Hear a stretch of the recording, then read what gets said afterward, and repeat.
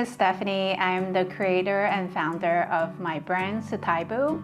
If you're subscribed to this channel, you probably haven't seen me updating any new videos in the past 2 years or for a very long time.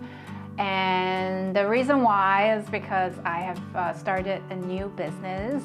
Back in 2020, when the whole world shut down, a lot of our in-person shows got canceled.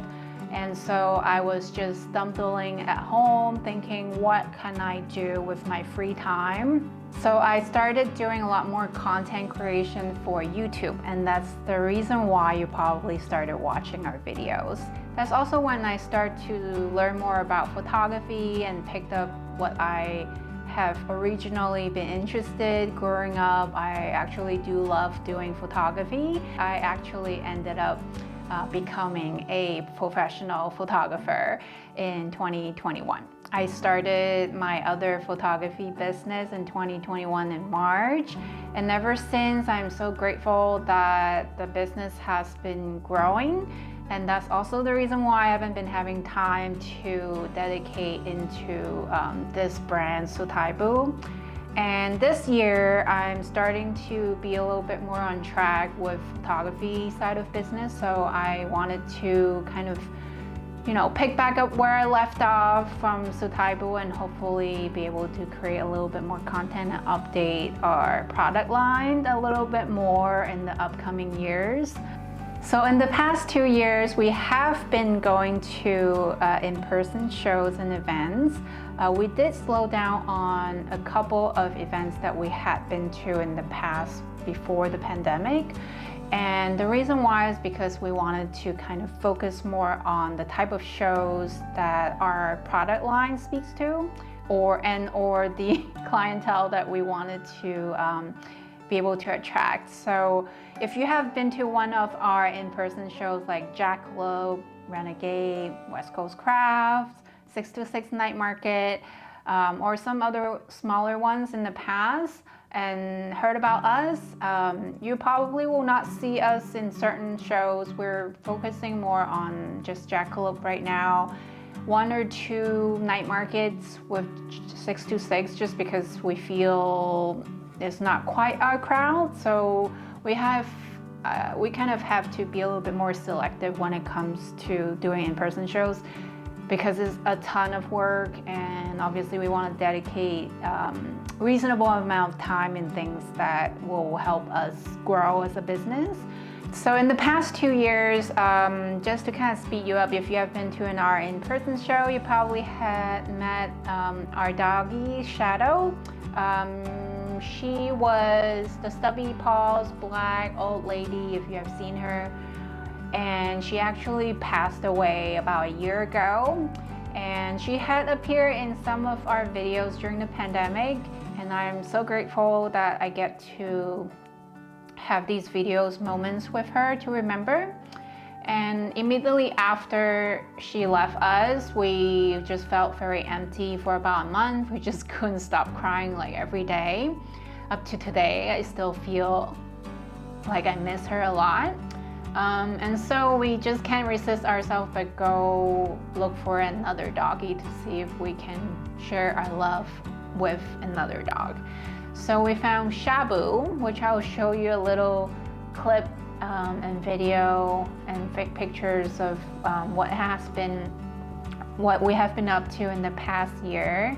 She has been with us for a little bit over a year now, and we're so happy we found her. She's a little bit smaller than Shadow in size, so if you've seen her in person in the past year in our in-person show, you'll notice that she kind of look alike, but she's actually a different dog. I haven't recorded anything with Shabu on this channel yet, and I hope that in the coming months or years I will find ways to incorporate Shabu in our video. But if you're interested to watch a little bit about her, she is on our other business. She's part of our photography team, believe it or not. Some people may find it very interesting. Why would you bring your dog to photo shoots? But we have I guess, train ourselves and train her to work together as a team. Sometimes we're not able to bring her, but we try to bring her along to as many things that we do as possible as a family, professionally. So this year will be the same. We'll be attending a couple shows in person, and if you are interested to come meet Shabu, please stop by at the show, and I will announce those show dates towards the end of this video, as well as I will try to update on my social media, Instagram as well. Last year in 2022, during the holiday season, I was fortunate enough to be invited to Furoshiki gift wrap for a luxury fashion brand, Chloe. I was invited to attend for one-day event at their Costa Mesa retail store in Orange County, California. So a little bit about Chloe. Not that I know everything about the brand, but I understand that the creative director of the brand is very driven by the concept of sustainability and is incorporating the idea into the design process as well as the products that the company makes. So I was fortunate enough to gift wrap for the customers who came in for that one-day event, where we would gift wrap for the gifts that they're either purchasing for their loved ones or for themselves. The company actually sent out 3 different sizes of furoshiki in, I believe that was like 2 different materials. So in a second, I want to watch the video together with you to kind of walk you through what was going through my mind and what was I thinking and how the event went.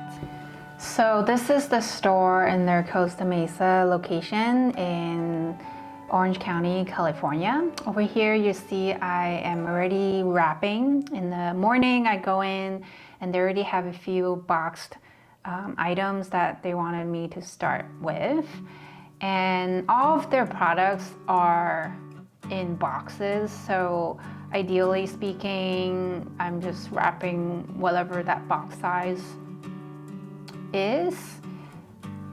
And this is actually my husband was helping me with recording a little bit of the behind the scenes here.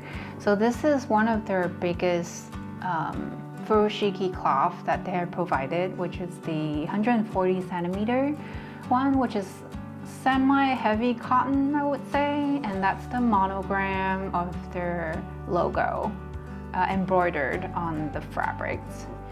And I had to use this size because I believe this was the only size that would fit for that box, and they had like 3 or 4 different size boxes, and I believe when I got there they had like 2 additional size furoshiki and materials they had from the previous day that they didn't mention, so I was just working with whatever that makes sense by kind of eyeballing and just kind of working with it. Since the customers aren't really waiting, they were asked to come back to pick them up after I wrap them. So over here, I just kind of trying out a couple ways to gift wrap this particular size. Just because I haven't done it before, I had to, kind of practice too. But towards the end of the day, I was kind of pro at it. I understand what fabric would work with what size box and what wrap will look best and the fastest. And when people actually pick it up, because after I wrap the box, they're also putting it back into a paper bag for them to carry out. And so it's kind of like dual layers of wrapping, but it's just kind of an experience of understanding how the person who is gifting this out would actually take out the gift, or the person who is receiving the gift would actually take out. So it's, in a way, try to wrap in a way that makes sense for the user experience here. So this way of wrapping was, I'm trying to create a bowl, like a 4-way ribbon bowl kind of situation here on top. and make that look like there's a few ribbons on top. I think that's what I was doing. Yeah, and also they were kind of, the fabric is kind of thick, so when it comes to making sure it stays in place, I had to make sure I tighten the knots, the square knots, really hard. Yeah, so this is the is it called?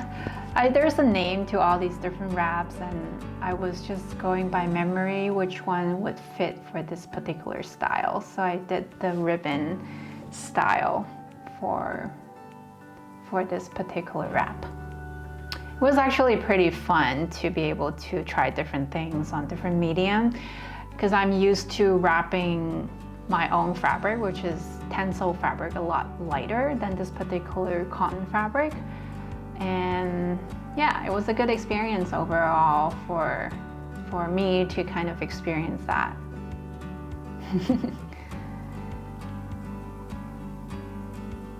And then just doing some final touches. I know that immediately after, the sales associate is gonna put it back into a paper bag, but usually they show it to the customer first before they put it in the paper bag, because that's easier for them to carry.